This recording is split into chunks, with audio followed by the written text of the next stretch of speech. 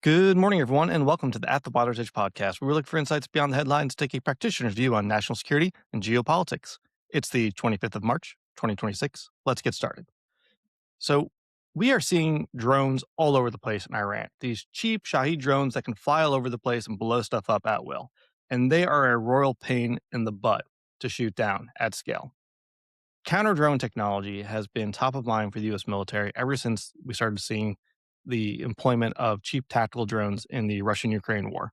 And the evolution of drones in warfare has just continued to ramp up. And we're seeing the latest iteration right now in Iran. So, what are we doing about it? What are we doing to counter this drone threat? Well, there is a new task force the government has stood up. I know a government task force. I'm skeptical as well, but hey, let's see what happens. It's called Joint Interagency Task Force 401, and they are charged with fast tracking the development and adoption of counter drone technology into the Department of War. So today we were sitting down and talking to Paul Lushenko, who is their chief strategist, to get his insight on what the future of counter drone technology looks like and what we can do to support the force. Well, good morning and welcome to the podcast. How you doing today? Doing well. How you doing? Doing great. So, could you please introduce yourself in your own words to the audience? Yeah, absolutely. Before I do that, and we were joking beforehand about the disclaimer Mhm. that's obligatory for those of us in uniform who are speaking in our official capacity. So these are my own thoughts today. Happy to share them based upon especially the trajectory of my research for so-called drone warfare and the incorporation of AI into drones. And they do not in any way reflect the opinions, the positions of the Department of War, certainly not the federal government, nor the Department of the Army, given the uniform I'm wearing today. So my name is Paul Mhm. Lushenko. I go by Polly. I've been called that since I was probably 6 months old from my mom, and it stuck. And I currently serve as the chief strategist for the U.S. military's outfit, which was designed this last year to synchronize sort of a whole of government approach to counter drones, not just in the homeland, oh, that's a serious concern, but also to protect our forces abroad, a la what you're seeing in Iran right now. And that outfit is called JITA 401, the Joint Interagency Task Force 401. Gotcha. Yeah. For those who are just listening, Paulie is here in his very fine Patagucci sporting his Ranger Regiment tab. So I know there's too many Ranger Regiment guys coming to the show. I need to find some more group people. That's a me problem. I will work on that. I promise. Now, Yeah. It's like so, mixing so oil you're, and water, but I'm happy to be here with you.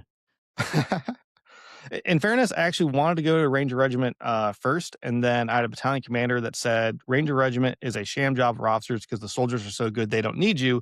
So you're staying here. And no one from my battalion was allowed to put in a packet for Ranger Regiment, but they can't keep you from putting in one for special forces. So I walked out of that meeting and down to the SF recruiter and started putting that packet together instead. And life played out from there. Oh, that's excellent. There may be a kernel of truth in your first statement. Yeah. So when we're thinking about drone warfare, obviously we're seeing all this stuff going on in the Straits of Hormuz with Iran. We've seen lots of crazy stuff go on in Ukraine for those who are following even back to the Azerbaijan conflict in 2020. Do you think that when historians look back on this in 50 years, they're going to view drones and how they're being employed as a revolution in warfare, or is this just part of the natural evolution in technology that we see as different things get adopted over time? Yeah. Well, certainly it's a really important question. It's one of the leading questions that experts will debate, which is to say revolution versus evolution, also other things like character versus nature of war, tactical effectiveness versus strategic effectiveness.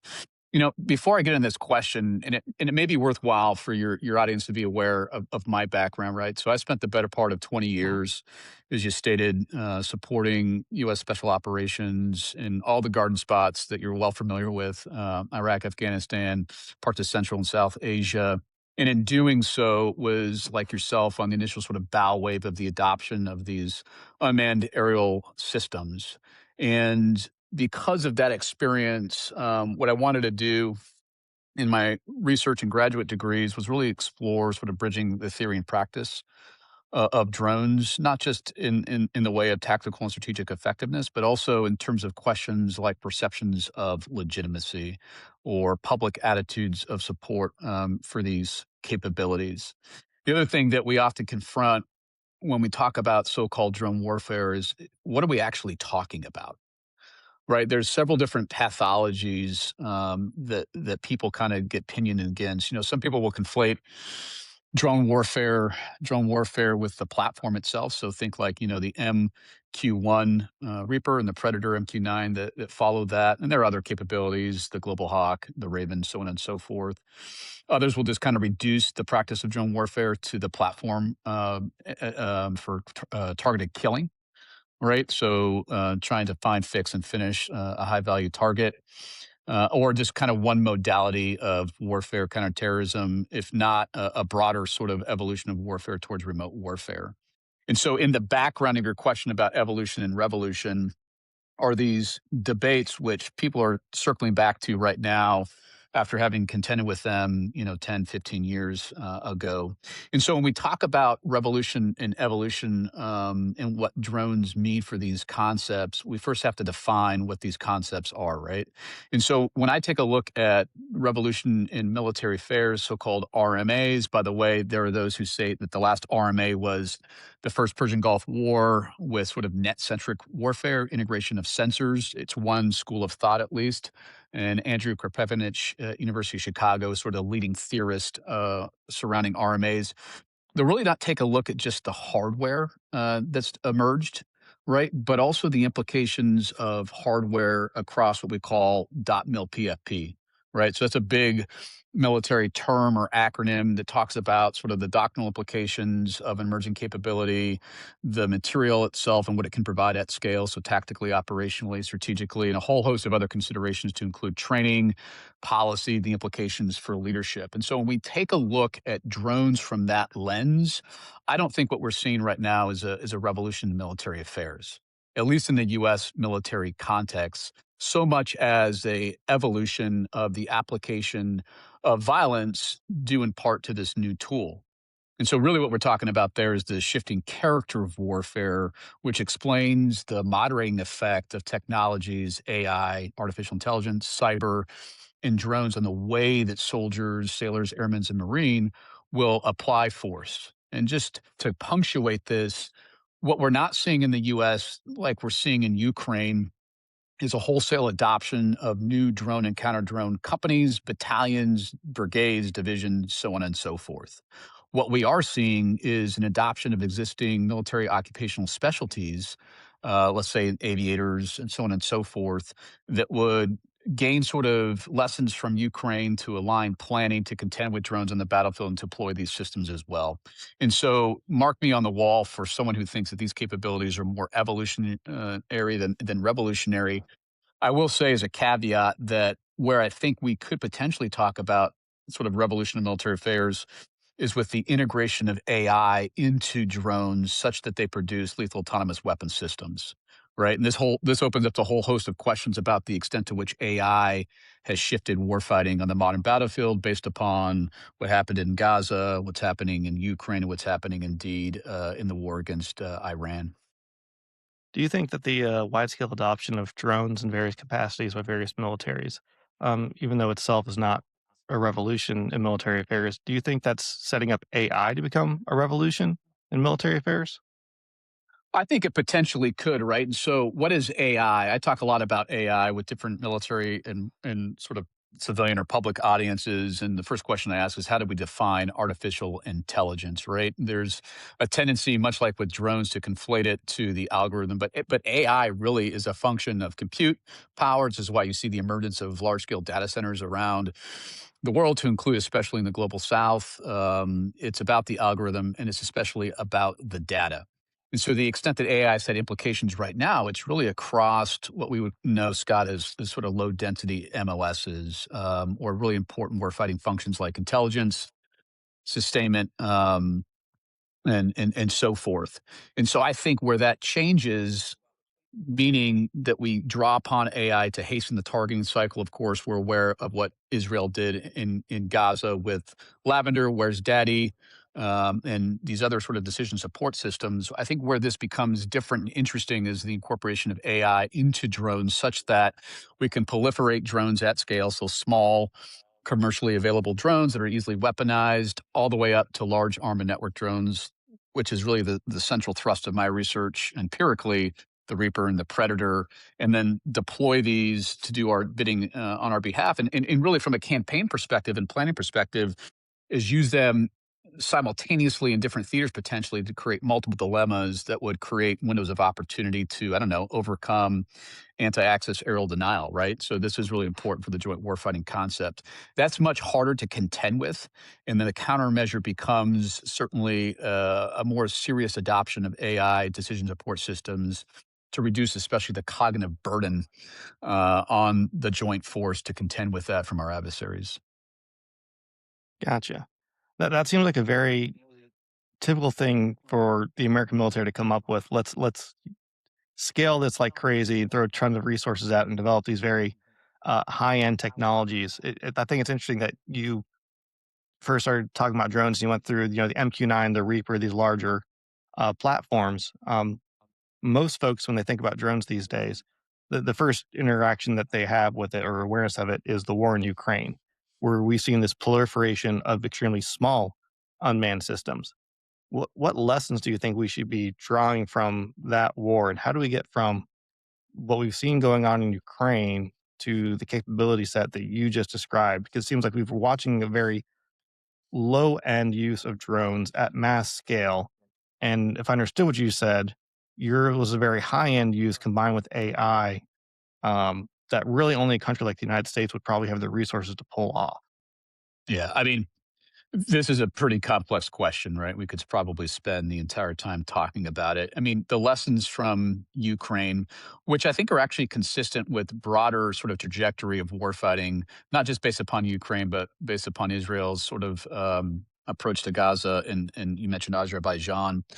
And so I think a couple things. One is clearly the cost imposition of these smaller commercially available drones on larger powers, the asymmetry that these would provide to especially non-state actors. And there are myriad examples, right? So one that comes to mind is the use of commercially available easily weaponized drones by the Houthis, right, in Yemen, shooting those at fraction of the cost against U.S. warships in the Red Sea when we would be contending with them with $1 million, if not more, missiles. So the asymmetry, cost imposition, exploiting vulnerabilities is certainly a lesson to be drawn from Ukraine. And it's important, right, because in this context, you have a less capacious country like Ukraine that has proliferated drones through its army of drones to contend with a more capacious country like Russia with a large standing army. And indeed, scholars have talked about this level the playing field in creating somewhat of a stalemate right now. So I think the asymmetry of these capabilities, especially for non-state actors,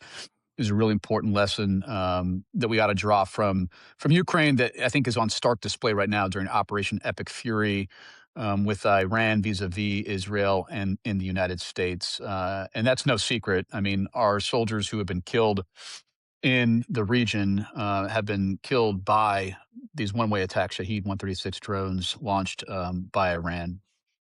The other lesson, which I think is consistent with the first, and an extension of it is the contagion effect of these capabilities, right? And so when you take a look at the sort of broad trajectory of drone warfare research for the last 20 years, certainly since 9/11, I mean, drones aren't a new thing, right? This is a reimagination of a capability that's been around for 100 plus years. But when you take a look at the evolution of drone warfare scholarship, it typically first and foremost focused on sort of the effectiveness of these capabilities. I mean, how strategically effective are they in war termination, not just killing your adversary? Scholars have also spent a lot of time talking about sort of the moral, ethical, and legal implications of these capabilities.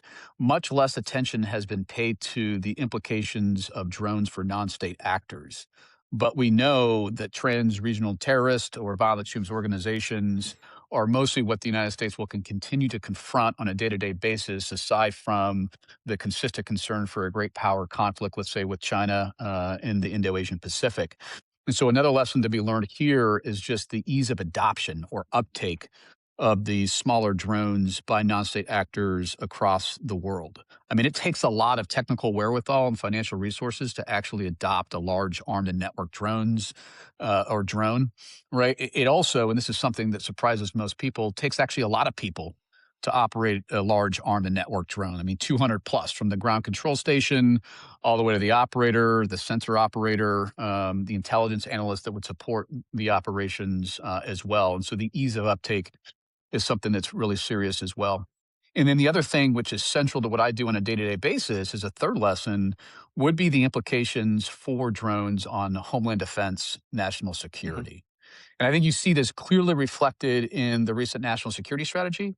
And then importantly, the national defense strategy, which has pivoted the US military's focus, the joint force focus, to protecting the Western Hemisphere, something akin to what people have called, the Trump doctrine. It was a reimagination, a renewing of the Monroe Doctrine.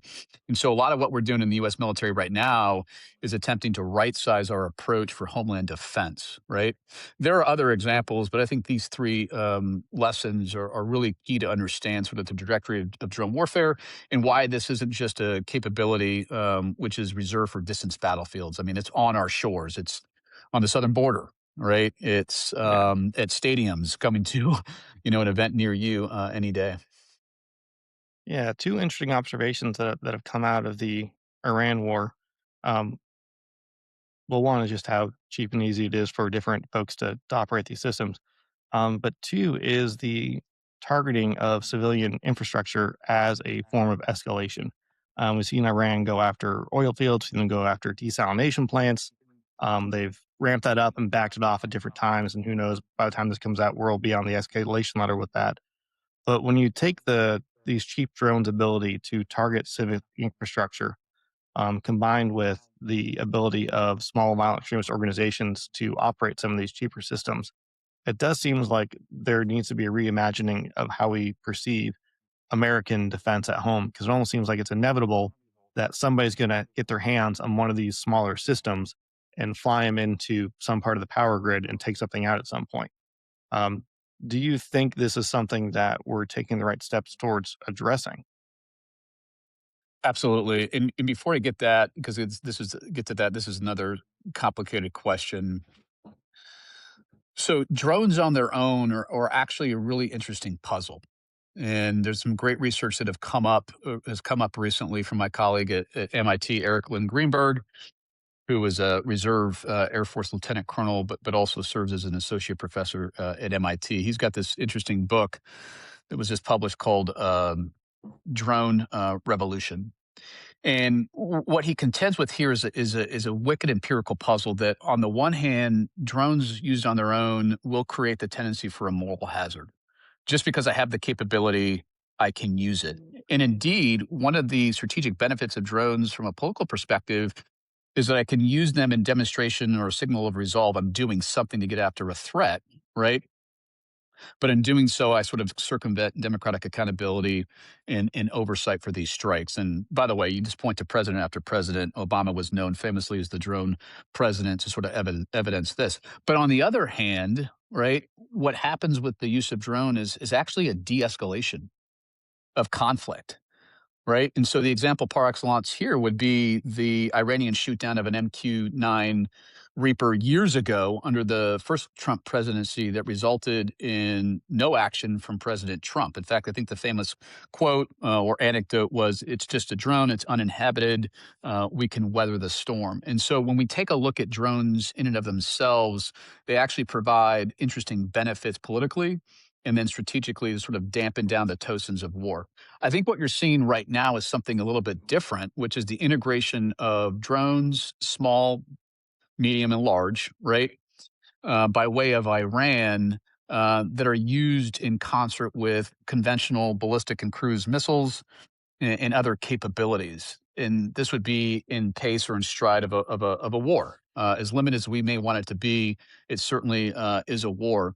In that respect, the targeting of civilian infrastructure, the targeting of military capabilities is not so surprising. This becomes essentially another tool in the kit bag for the Iranian military to use it, and on the other hand, for the U.S. military to use as well, as reports demonstrate that we used a similar capability called the Lucas, the first of its kind for the U.S. military and a one-way attack capability as well. So the broader campaign conversation here from an air power perspective is sort of effects-based targeting, that we would identify a center of gravity against an adversary, identify critical requirements and vulnerabilities, and then attempt to target those to disintegrate, to destroy, to dislocate, whatever it may be, to achieve our strategic objectives. And Iran's doing the same thing. Now, the wrinkle here becomes the efficacy of actually targeting deliberately civilians and civilian infrastructure, right? And now there's a long-standing literature. I'd point you back to Robert Pape and his famous book called Bombing to Win that shows that over time this actually isn't an effective tool because it delegitimizes an effort, a military effort, creates grievances that over time are hard to sort of contend with. And so that's a whole nother discussion, but also related. What I see from Iran right now is sort of a classical play from its playbook, which is to say trying to regionalize the conflict and targeting these sites to bring regional countries to apply pressure against the United States. But as we've seen, and I don't know, statement after statement from the Secretary of War, Pete Hegseth, the CJCS, Chairman of Joint Chiefs of Staff, General Kane, is this has actually backfired. And I would anticipate that it continues to do so, especially with the Strait of Hormuz, the blocking of that when people start to feel the pinch in their pocketbook with escalating sort of oil prices. So you brought up center of gravity there, and so here's a really nerdy question for you, for my doctor and geek hack that on. So American military, we always focus on and planning a center of gravity, someplace to leverage all your resources against that'll have an outsized effect on whatever problem you're trying to solve. Lots of descriptions of it, but I think that's a generally accurate one. It almost seems that a country like Iran can look at that approach to warfighting and simply remove any centers of gravity that could be targeted. Their deliberate construction of horizontal institutions that can survive decapitation efforts and the proliferation of these small drones and an adoption of a protracted strategy appears to be directly designed to counter the type of campaign plans we develop when we focus on a center of gravity. It, do you think center of gravity analysis is still an appropriate way for America to plan and fight wars? Because it didn't work in the global war on terror very well. And it seems like we need another operational framework to try to understand how to counter threats from countries like Iran, and the need for it's only going to grow with the proliferation of these small drone systems that are going to spread through the same contagion effect that you mentioned earlier. Yeah, I mean, the natural question becomes, what is that other framework? So, a couple of thoughts. Yeah. First is I do think, as a strategist, that center of gravity analysis is applicable at certain sort of phases on the continuum of competition here and sort of modalities of warfare, right? And in fact, that would be on a country to country basis, a 1v1 nation state on nation state. I think that makes sense based upon sort of the whole of government approach that each side has to wage in this context. I do agree that there's been a distortion of that based upon counterterrorism, counterinsurgency, where the center of gravity is based in large measure, if not only on political will, right? What's the of our adversary? So what's the famous quote, right? I mean, you may have the watch, we have the time, or something to that effect. I mean, this Hmm. is exactly what happened in Afghanistan, and you were there just the same as me to see this firsthand. And so, stepping back, I think really the framework that becomes most applicable here, which brings it back to where I work on a daily basis, is sort of whole of government approach that we would capitalize, leverage, synchronize all elements of national power, not just the military instrument, but also diplomacy, information through social media, so on and so forth, and then economics. And I think that you're seeing that emerge in the current conflict. So certainly the military objectives they appear clear enough, right? So we're going to deny the ability to nuclearize. We're going to destroy the ballistic missile capability. We're going to destroy the Navy. Right. And do so in such a way that it's very, very difficult to reconstitute and continue to beleaguer the region. In terms of the economic component here, I think you see a lot of outreach, especially from the Department of State, the Department of Energy, to weather the storm due to a closing of the Strait of Hormuz. And of course, two sides of the same coin here. One of the instruments, which is very important, would of course be the military instrument of power through the U.S. Navy and Air Force and the combined effects that they can provide. On the informational sort of perspective from a whole of government approach, I think naming and shaming can be important in terms of international norms or standards of conduct. I mean, we don't expect states who are rightful members of international society to operate in ways that Iran has at this point. Um, and then diplomatically would be the outreach that I think the department has done very well across regional allies and partners. And so I think really these two things aren't mutually exclusive. You probably have to combine them. That on a political level, we would look at to our senior leaders to do sort of the economics, the information, the diplomacy. The military instrument of power becomes fairly clean and clear with the U.S. military. And so, from a strategic level, I think it's integration of this and adopting some framework. And by the way, I mean, all frameworks have, because they're parsimonious, uh, trade-offs and challenges and weaknesses. The trick, at least in my humble assessment, having done this for several decades now, is to have a framework, right? And so I think it's good to have a framework and attempt to moderate or adapt that to the current operation environment. Gotcha. So it mentioned briefly that, drone techniques have spread through contagion from conflict to conflict, and they evolve very rapidly. And I was reading somewhere that, the adaptation cycle for drone warfare and drone techniques in Ukraine, something like 35 to 45 days between new drone techniques developed, countermeasures developed and employed, and then new techniques developed again. Do you do you think that the same contagion effect that we see proliferate techniques in drone warfare has had the same impact on counter drone techniques? Because we seem to be using the same technology that we had 20 years ago to counter current drone threats in Iran. And it's curious that despite this rapid evolution and proliferation of drone technology, the the the counters to it seem to have lagged in development. Yeah. So a couple questions in there in terms of what we can draw from Ukraine and what we're doing for the U.S. military here. So I kind of marvel with the amount of drone warfare experts, so-called experts there are right now, are taking a look at Ukraine and saying we got to learn everything lock, stock, and barrel from Ukraine, the lessons there.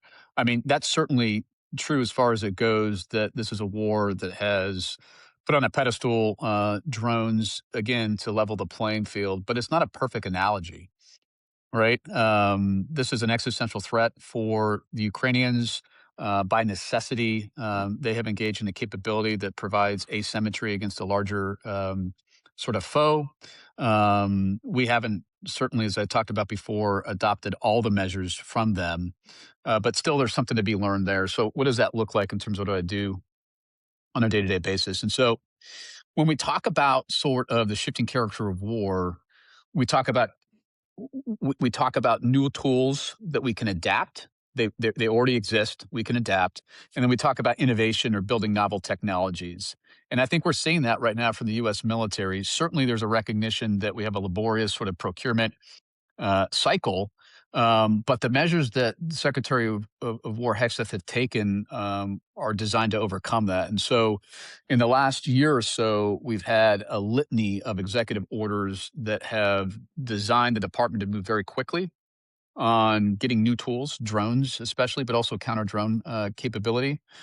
And then also sort of short circuit the laborious procurement timeline. In JIDA 401, we certainly have a sense of urgency. We were designed in August of this last year to synchronize a whole of government approach, right? So there's that word again, to overcome this Mhm. threat, working with federal agencies and departments within the homeland, allies and partners abroad, and then even down to the state, local, tribal, and territorial level. And so our lines of effort consist of sort of joint force training for homeland defense, increased lethality, things of that nature. And we have one measure of effectiveness, which is about the adoption of new capability. We are moving as quickly as we possibly can to outfit the joint force to contend with these capabilities.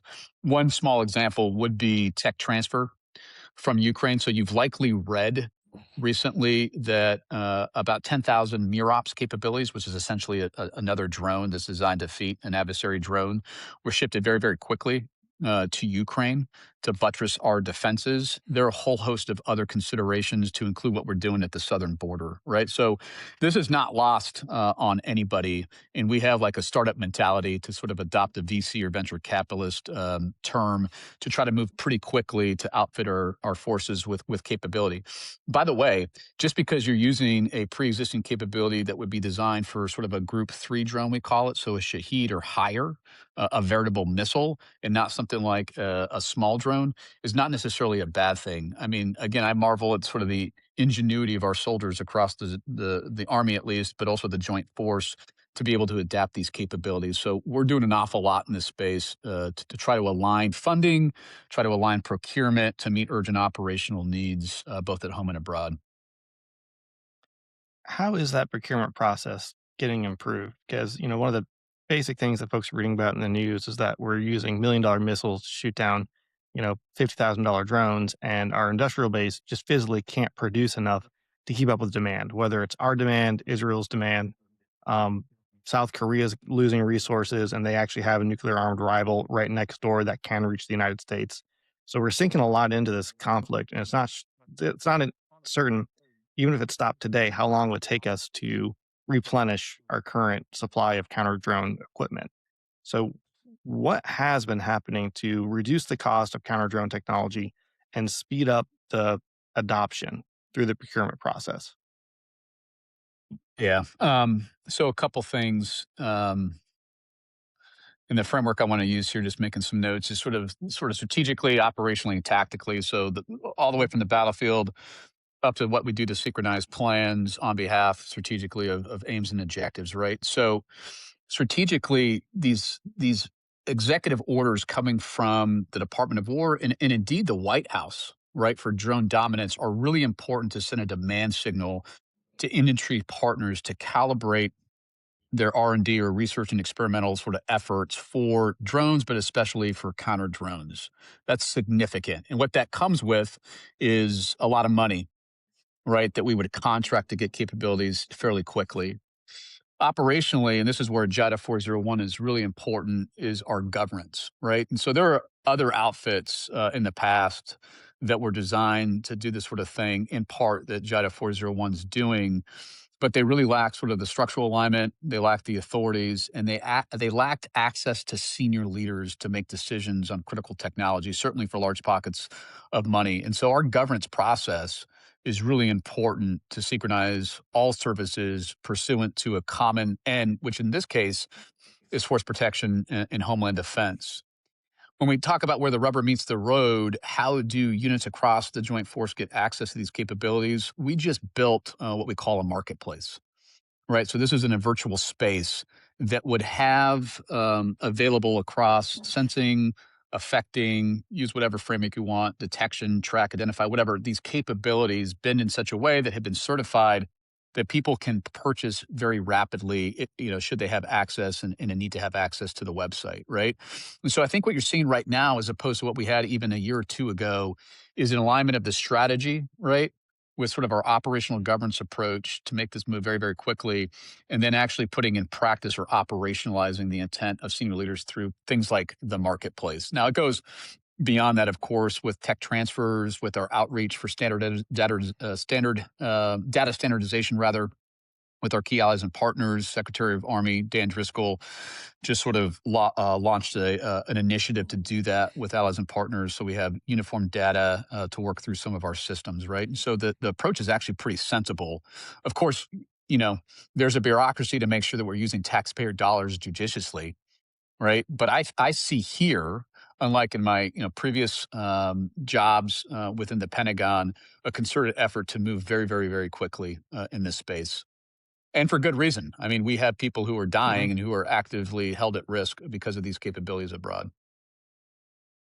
So it sounds like this is almost an evolution or a replacement of what Defense Innovation Unit was supposed to be. I think they're on like their third evolution as an organization. So how is JIDUS 401's approach to developing counter drone technology either piggyback on or evolve out of or replace what DIU was supposed to be doing more broadly as a mission? Yeah, certainly DIU has been a change agent, right? And there's a great book that I commend people to called Unit X that talks about Ash Carter when he was Secretary of Defense and the emergence of this capability. Again, that took senior leaders sort of there you go motivation. Yep.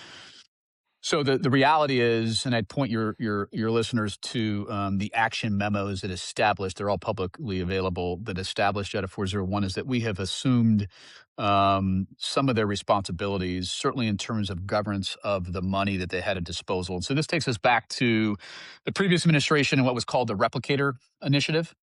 So Replicator 1 was designed to proliferate very rapidly small, attritable drones that would create mass against adversaries. And then Replicator 2 matched that with defensive capabilities. We have since rebranded that because it's a bit broader. It's now called Domestic Shield. But we don't own that money, but we do, but we have a governance of that money to buy capability, buy it smartly where it makes sense, and to proliferate it rapidly. The other thing too is that DIU and JADA 401 are not either or. I mean, we are complementary outfits. A great example of this would be some of the experimentation that DIU is leading, Drone Gauntlet being one of those that you may have read about recently in open space to identify effective capability. And so I think really the hashtag here is this governance pursuant to a clear strategy, right? That we would be able to JETA 401 synchronize all of these disparate efforts across the department. Are there any concrete examples of capabilities that JADA 401 has brought into the force since it's been formed? Has anything actually gotten into the hands of a warfighter? Absolutely, right? And so some of these may not have been produced de novo, or, new technology that we've built ourselves. And again, we're not about turning wrenches, turning screws, right? We're about identifying best of breed capabilities, state of the art, as far as we can tell, innovative to get to the hands of warfighters. So I'd point you to a series of capabilities that we pushed down to the southern border to include high energy lasers and other capabilities, but also the tech transfer stuff that we've worked very hard. In fact, my boss, General Ross, who runs our outfit, Matthew Ross, was in Ukraine prior to the start of Operation Epic Fury, identifying capability that had implications for our warfighters, lethality and protection abroad. And so we've done a whole host of things to try to push capability very, very quickly. But here's the other thing about capability, right? Often when people talk about counter drone operations, much like with drone warfare, they kind of reduce it or conflate it to hardware. Like we want the best drone to defeat another drone. Capabilities as we envision them within JI 401 are much more comprehensive. It's not just a hardware issue, it's about the policies and authorities that would enable people to operate with confidence, especially in the homeland, right? It's about the data and the standardization of data and access to data to build broad situational awareness and to change decisions into yes no answers for commanders at time of need. It's about sustainment, right, over time. And so those are the things that are potentially much less sexy, but are actually really, really integral to the concept of countering drones, much like integration. So another thing that JETA 401 has done, which is quite revolutionary, and comes with a hefty price tag, as you'll see, is adopt a common wide C2 license through Anduril's Lattice to build sort of interoperable systems that are plug and play, that we could take a best of breed, sort of a sensor, a radar, or an effector, another drone, and integrate it very rapidly into this suite of command and control. That is not insignificant for a variety of reasons. And I think that the announcement was just made for about a $20 billion multi-year contract to do that across the joint force. That is actually the secret sauce of counter drone operations. About 4 months ago, I led an effort for the Secretary of War called Operation Clear Horizon. I mean, it was a team effort, but I happened to be the last lieutenant colonel standing. And so I got tagged with leading this effort. And that was designed to conduct a very realistic, rigorous joint homeland defense exercise of all of our counter drone systems across the services to include programs of record, but also newly fielded emerging capability. And we pulled a variety of lessons from this exercise. The principal lessons were one, we had to have common C2. So we've done that. That was not insignificant for a variety of reasons. And two was to have a low collateral defeat effector or capability in the homeland. which is to say it's not non-lethal, it can be lethal, but we're trying to attenuate risk to civilians and their property. So things like that we've done that don't get much fanfare because it's not like the sterling image of a drone on TV, but is actually a lot more important to counter drone operations than potentially the capability in and of itself. And then, of course, the training that goes with that. Yeah. You brought up a really interesting point earlier, and I think this is something that folks don't understand about how the government works with the defense industrial base. Um, for the defense industrial base to respond to a warfighter in need, they need to know that the money's there. They need to know the government's going to be a good partner. They do need to see that type of demand signal. And traditional sources of demand signal are always dominated. The formal contracting process is always dominated by the big five contractors. They're notorious for juking prices and providing bad products. I don't mind saying that out loud. I've worked with their stuff. I stand by my opinion. Um, it can be very hard for smaller, innovative companies to get into this space. And it's encouraging that there is enough focus from the top to write executive orders and create that demand signal, and actually put money behind it, create the task force. So if I'm, running a small innovative startup up here in the Syracuse area, and I know a couple of people who are, they're looking at this going, okay, that gives me 3 years of runway to get something into the hands of the warfighter and try to build a business around. Because once this administration's gone, everything they sign goes with them. And let's just say there's a lot of political stank around the current administration, as there always is, but there's some unique smells around this one. What do you think needs to happen, assuming this approach continues to be successful? What needs to happen to standardize this, to make this last beyond the current administration, to give industry confidence that they can continue to approach the Department of War as a legitimate customer long term? Yeah, I mean, so I think that this area, counter small UAS drones, are going to outlast both you and I, or especially me in uniform, right? So I don't think this is going away anywhere soon. And so, really, what it's about is setting the conditions to make JIDA 401 or something like it endure over time.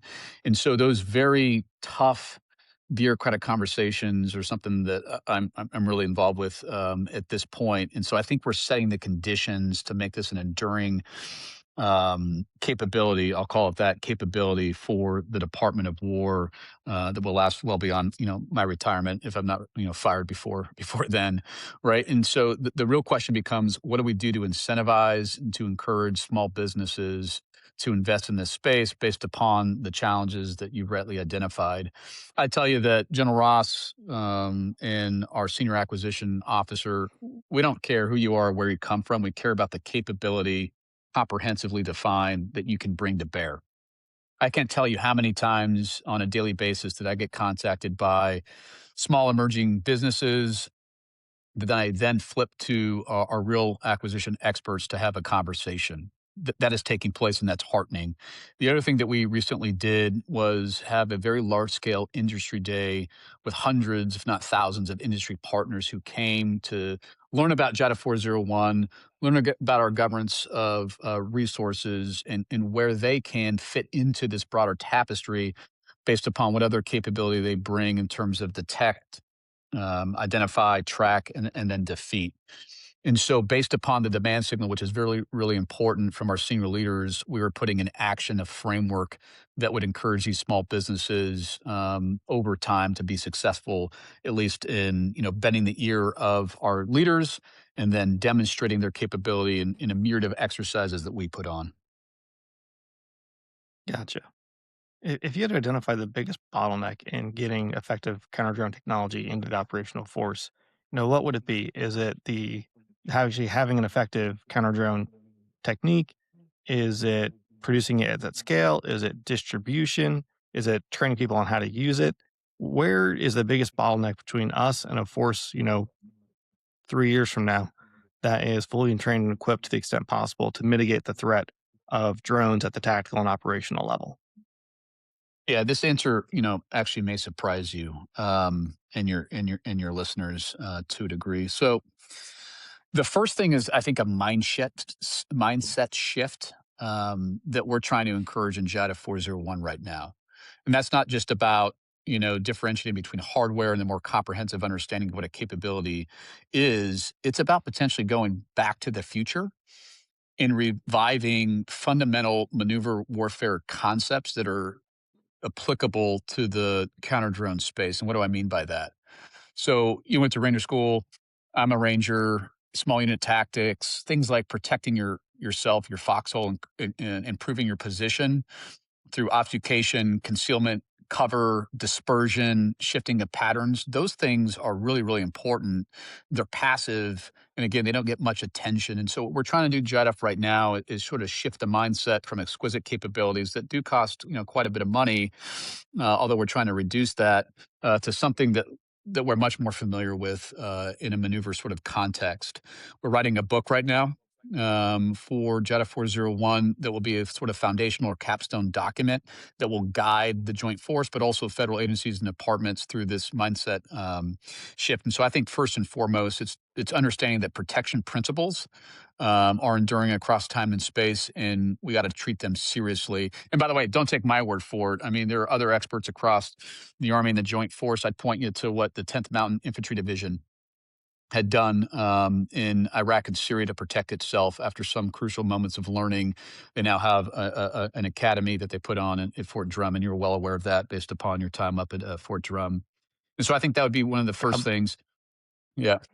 The other thing I would mention to you as well, besides protection, is in a homeland context. And so we have to differentiate counter drone in a homeland context to those force deployed sort of operations, is understanding the policies and authorities by which installation commanders and importantly, operators, soldiers, sailors, right, can engage a drone. And so it wasn't as if there was no policy in the department for the last 10 or 15 years. Some of that policy was not aligned, and some of it was frankly confusing. And so another key measure of effectiveness for JEDA 401 has been to align that policy to clearly explain to installation commanders and operators when you can engage a target, when you can't, the measures you can take to ameliorate threat, all that kind of stuff. That's a pretty heavy lift, and so the training component here is really really important in the homeland context as well. And then the final thing too, which I think is applicable to both homeland and force protection, is as I said before, implied. I'll be explicit about it. There's no silver bullet for counter drone is to understand that this is really a systems of systems sort of approach, which is to say layered defense. That you have to layer different capability, lethal, non lethal, to extend your operational reach to gain space between you and an adversary's drone and then bring to bear different capabilities, whether it's high powered microwave, a laser, a machine gun, whatever it may be, based upon the bearing altitude, range, and speed of a drone coming at your direction. And that layered defense, much like common C2 or an infrastructure that's interoperable with sensors and effectors, is also another piece of the magic, I think, for counter drones, just the same. And so, protection, authorities, and policies, and then layered defense are those three things I think we have to educate the joint force on better. Gotcha. Now we're coming up on time, but you're a member of a new and innovative task force. Y'all are either directly in charge of or a lot of influence over a ton of money that companies are going to be chasing, both for patriotic reasons and profitable reasons. Hopefully, those align for the small companies. Um, what would you tell a small innovative startup with an idea on what the best way to approach working with your task force would be? Yeah, so that's a great question. And so, of course, there's myriad of industry days and industry partner sort of engagements that JIDA 401 representatives will participate in over time. So, for instance, I was just in Tyson's Corner here in Washington, D.C. At one of these events representing JIDA 401 for General Ross and took a lot of business cards and points of contact that I quickly transitioned to our acquisition division. So that's one key way I think you could do that. The other thing, too, is that if we don't have, we'll have a website. Of course, we're all over departmentofwar.gov. And so there are point of contacts that you can draw from there going forward to start the conversation. And then I'm always a resource, and you can find our team members on LinkedIn in various ways on social media. We will not turn down the opportunity to talk to industry's partners, as new or as small as they may be, just the same as big and old ones as well. And so I think it's more of the sum of the parts is greater than the whole. Try to get a hold of us through these various officials and unofficial ways, and then we'll do our due diligence to get back to you quickly as possible. Awesome. Well, real quick before we sign off, is there anything that I haven't asked you about that I should ask you about? I think we've had a pretty comprehensive conversation Hmm. today. A lot of the questions you asked, we could spend hours talking about. I think it's been pretty comprehensive. Okay.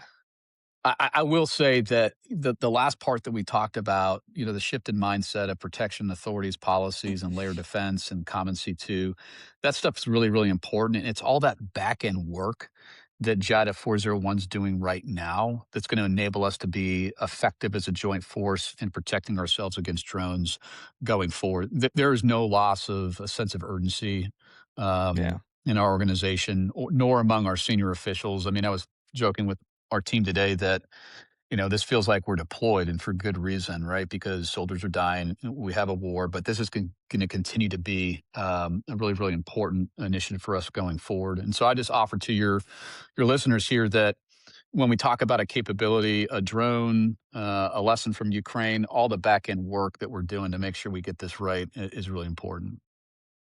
Well said.